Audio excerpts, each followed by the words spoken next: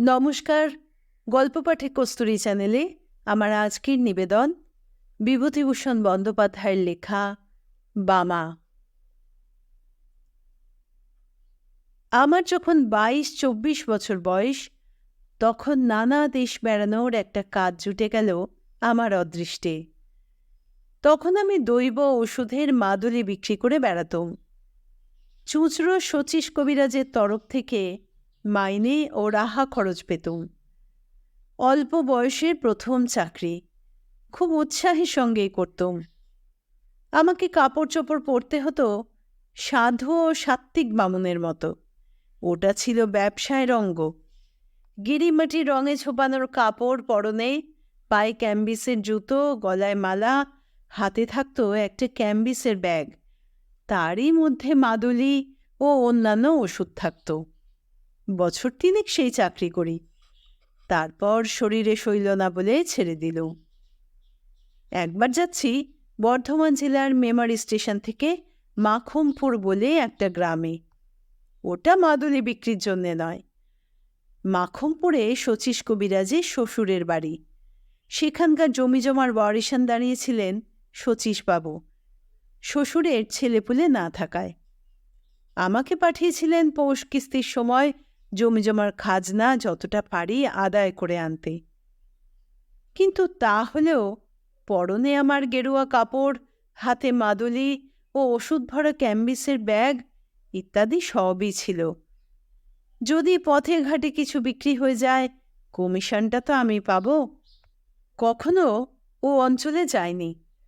মেমারি স্টেশনে নেমে বেলা ২টোর সময় হাঁটছি তো হেঁটেই চলেছি, পথ আর ফুরোয় না। এক জায়গায় একটা ছোট বাজার পড়ল, সেখানে কিছু খেয়ে নিয়ে আবার পথ হাঁটি। গ্রামে গ্রামে ওষুধ বিক্রি করে বেশ কিছু রোজগারও করা গেল। দেরিও হলো বিশেষ করে সেই জন্যে। আর একটা বাজার পড়ল, সেখানে দোকানদারদের কাছে শুনলুম আমার গন্তব্যস্থানে পৌঁছতে অন্তত রাত ৯টা বাজবে। কিন্তু সকলেই বললে, সন্ধ্যের পরে আগে গিয়ে আর পথ হাঁটবেন না ঠাকুরমশাই। এইসব দেশে ফাঁসুরে ডাকাতের বড় ভয়। বিদেশি দেখলে মেরে ধরে যথা সর্বস্ব কেড়ে নেয়। প্রায়ই বনের ধারে বড় বড় মাঠের মধ্যে ঘাপটি মেরে বসে থাকে। সাবধান, একটা দিঘি পড়বে মাঠের মধ্যে ক্রোশ ৩ দূরে। জায়গাটা ভালো নয়। বড় বড় মাঠের ওপর দিয়ে রাস্তা। সন্ধ্যা প্রায় হয়। এমন সময় দূরে একটা তাল গাছ ঘেরা দিঘি দেখা গেল বটে। আমার বুক ঢিপ ঢিপ করে উঠল। দিঘির ওপাশে সঞ্জয়পুর বলে একটা গ্রাম। সেখানেই রাত্রির জন্য আশ্রয় নেওয়ার কথা বাজারে বলে দিয়েছিল। কিন্তু সন্ধ্যা তো হয়ে গেল তালদিঘির এদিকেই। অন্ধকার হবার দেরি নেই। কোথায় বা সঞ্জয়পুর, কোথায় বা কি? মনে ভারী ভয় হলো। কি করি এখন? সঙ্গে মাদুলি ও ওষুধ বিক্রির দরুন অনেক টাকা। পরক্ষণেই ভাবলাম, কিছু না পারি দৌড়তে তো পারব, না হয় ব্যাগটাই যাবে, প্রাণ তো বাঁচবে। ভয়ে ভয়ে দিঘির কাছাকাছি তো এলো। বড় সেকেলে দিঘি, খুব উঁচু পাড়। পাড়ের দুধারে বড় বড় তালগাছের সারি, তার ধার দিয়েই রাস্তা। দিঘির পাড়ে কিন্তু লোকজনের সম্পর্ক নেই। যে ভয় করেছিলুম, দেখলুম সবই ভুয়ো। মানুষ মিথ্যে যে কেন এরকম ভয় দেখায়? প্রকাণ্ড দিঘিটার পাড় ঘুরে যেমন তালবনের সারি ও দিঘির উঁচু পাড়কে পেছনে ফেলেছি, সামনেই দেখি ফাঁকা মাঠের মধ্যে দূরে একটা গ্রাম লিলি করছে। নিশ্চয়ই ওটা সেই সঞ্জয়পুর। বাঁচা গেল বাবা! কি ভয়টাই দেখিয়েছিল লোকে। দিব্যি ফাঁকা মাঠ, কাছেই লোকের বসতি। গায়ের গরু বাছুর চড়ছে মাঠে। কেন এসব জায়গায় বিপদ থাকবে? আমি এরকম ভাবছি, এমন সময় তালপুকুরের ওদিকের পাড়ের আড়ালে যে পথটা, সেই পথ বেয়ে একজন বৃদ্ধকে আমার দিকে আসতে দেখলুম। বৃদ্ধ বেশ বলিষ্ঠ গড়নের, এই বয়সেও মাংসপেশি বেশ সবল। গলায় রুদ্রাক্ষের মালা, হাতে ছোট একটা লাঠি। বৃদ্ধ আমায় বললে, ঠাকুরমশাই, কোথায় যাবেন? যাব মাখনপুর।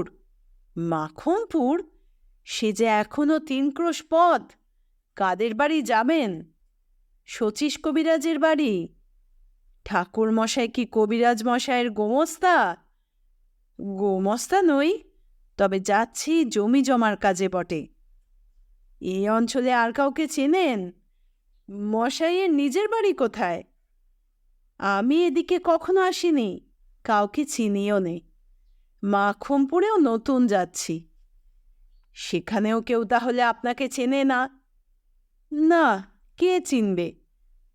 আমার এই কথায় আমার মনে হলো বুড়ো একটু কি ভাবল। তারপর আমায় বললে, কিছু যদি মনে না করেন, একটা কথা বলি। রাত্রে আজ দয়া করে আমার বাড়িতে পায়ের ধুলো দিন। আমরা যাতে বাড়োই, জল আচরণীয়, আপনার অসুবিধা হবে না। চণ্ডীমণ্ডপের পাশে বাইরের ঘর আছে, সেখানে থাকবেন, রান্নাবান্না করে খাবেন। আসুন দয়া করে। আমি বৃদ্ধের কথায় ভারী সন্তুষ্ট হলুম। সত্যিই তো, সেখানের লোকেরা অন্য ধরনের শিক্ষায় মানুষ। অতিথি অভ্যাগতদের সেবা করেই এদের তৃপ্তি। বৃদ্ধ এই প্রস্তাব না করলে রাঢ় অঞ্চলের অজানা মেঠো পথ বেয়ে এই সমু কাঁধার রাতে আমায় যেতেই তো হতো মাখনপুরে, 3 ক্রোশ হেঁটে। গ্রামের পূর্ব প্রান্তে বড় মাঠের ধারে বৃদ্ধের বাড়ি।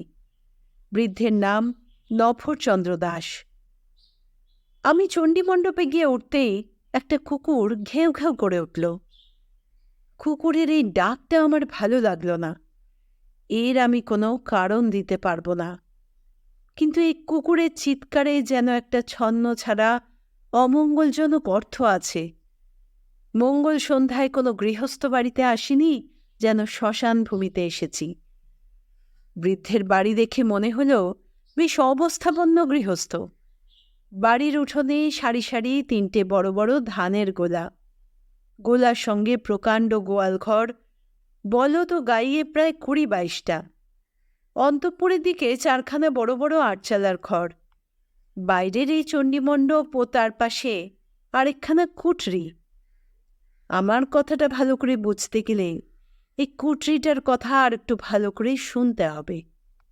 কুঠরিটিকে চণ্ডীমণ্ডপ সংলগ্ন একটা কামরাও বলা যায়, কারণ একটা সরু রোয়াকের দ্বারা চণ্ডীমণ্ডপের পেছন দিকের সঙ্গে সংলগ্ন।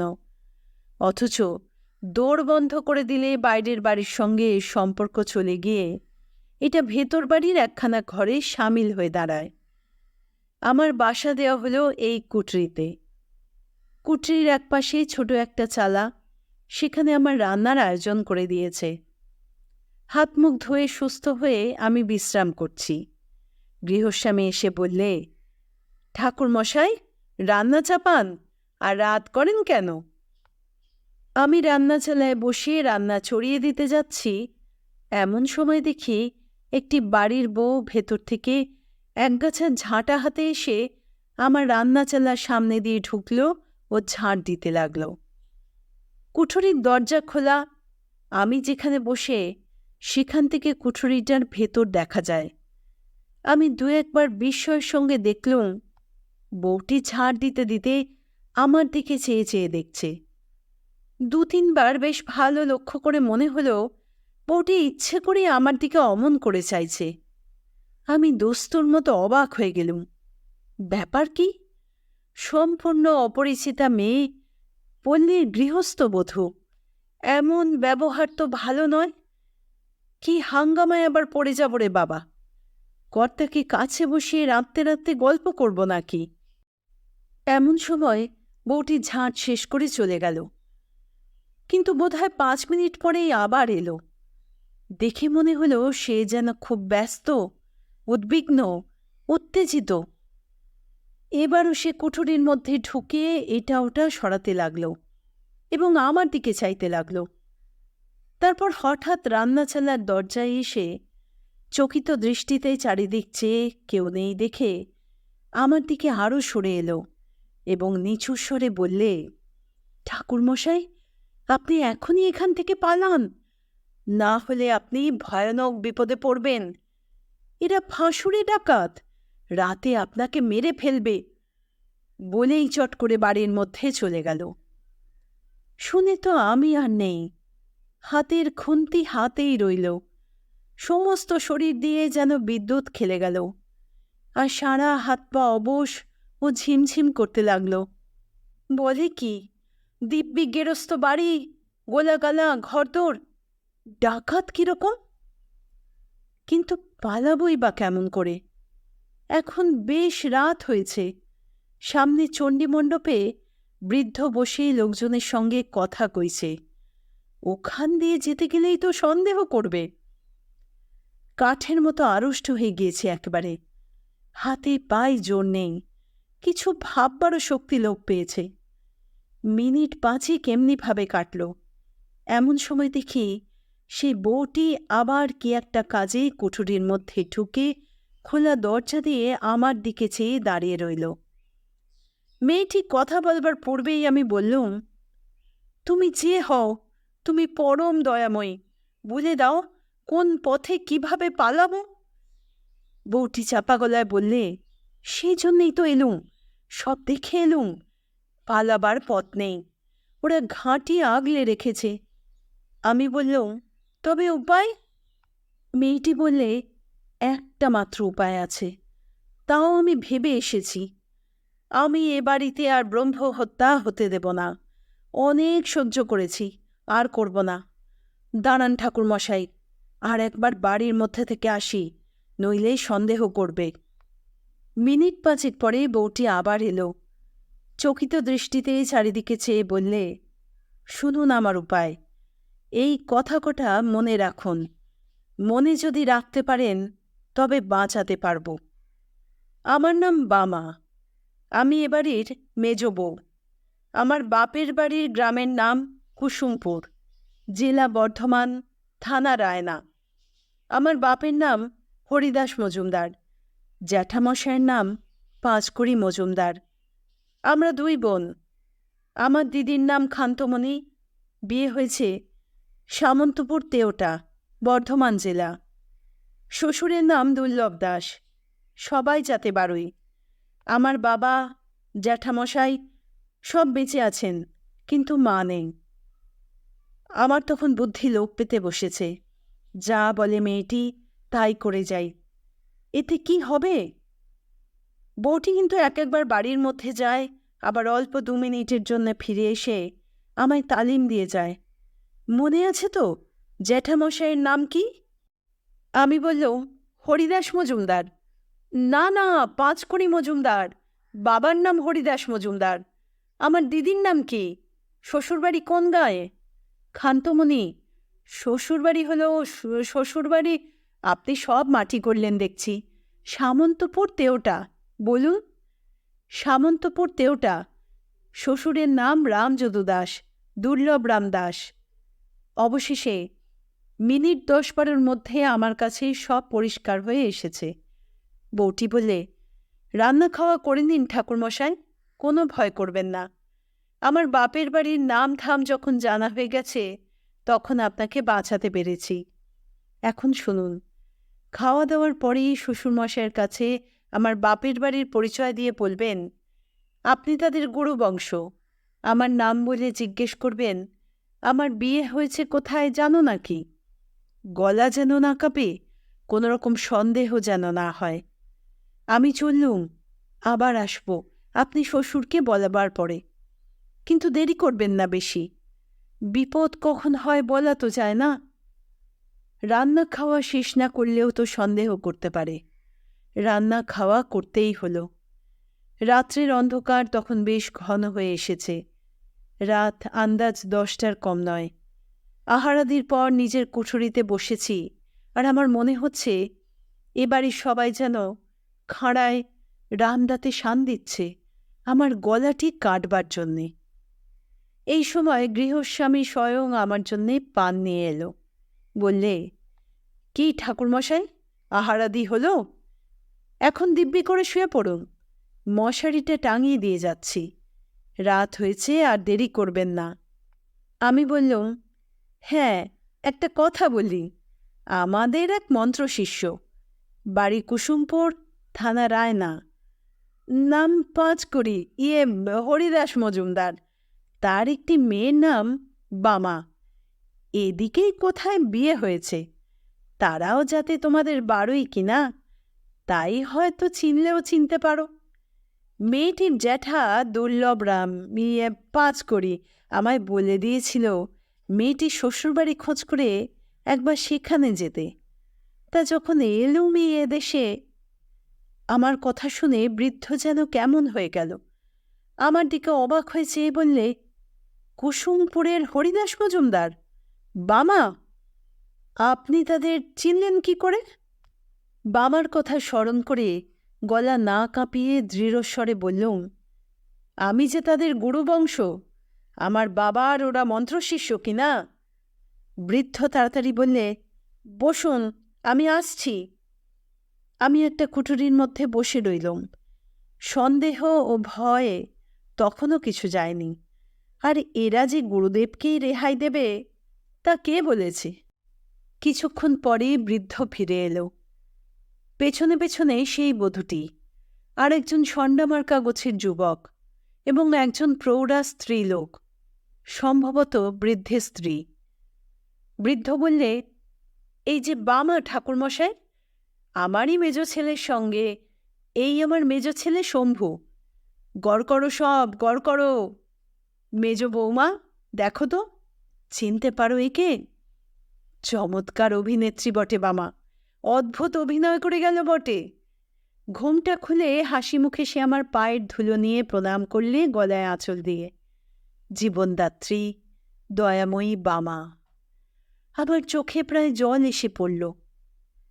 তারপর সে রাত্রি তো কেটে গেল। খাবার জল দেবার ছুতো করে এসে বামা আমায় আশ্বাস দিয়ে গেল। বললে, বিপদ কেটে গিয়েছে। আমার চোখে না পড়লেই সর্বনাশ হতো, ভিটেতে ব্রহ্ম হত্যে হতো। অনেক হয়েছে। এই কুঠুরিতে, এই বিছানায়, এই মেঝেতে অনেক লাশ পোতা। আমার মনের অবস্থা বলবার নয়। বললুম, পুলিশ কি গায়ের লোক কিছু টের পায় না? কিছু বলে না? কে কি বলবে? এ ফাঁসুরে ডাকাতের গা, সবই এরকম। আগে জানলে কি বাবা এখানে বিয়ে দিতেন? বিয়ের পর সব ধরা পড়ে গেল আমার কাছে। এখন আমার একটি সন্তান হয়েছে। এ পাপ ভিটে বাস করলে তার অকল্যাণ হবে। ওকে বারণ করি, কিন্তু ও কি করবে?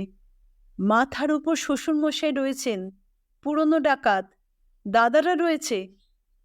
আপনি ঘুমিয়ে পড়ুন বাবা ঠাকুর, আর ভয় নেই। সকাল হল। বিদায় নেবার সময় বৃদ্ধ আমায় 5 টাকা গুরু প্রণামী দিলে। বামাকে আড়ালে ডেকে বললুম, তুমি আমার মা, আমার জীবনদাত্রী। আশীর্বাদ করি, চিরসুখী হও মা। বামার মতো বুদ্ধিমতী নারী জীবনে আর আমার চোখে পড়েনি। কত কাল হয়ে গেল। এই বৃদ্ধ বয়সেও সেই দয়াময়ী পল্লী বধূটির স্মৃতিতে আমার চোখে জল এসে পড়ে। শ্রদ্ধায় মন পূর্ণ হয়ে ওঠে।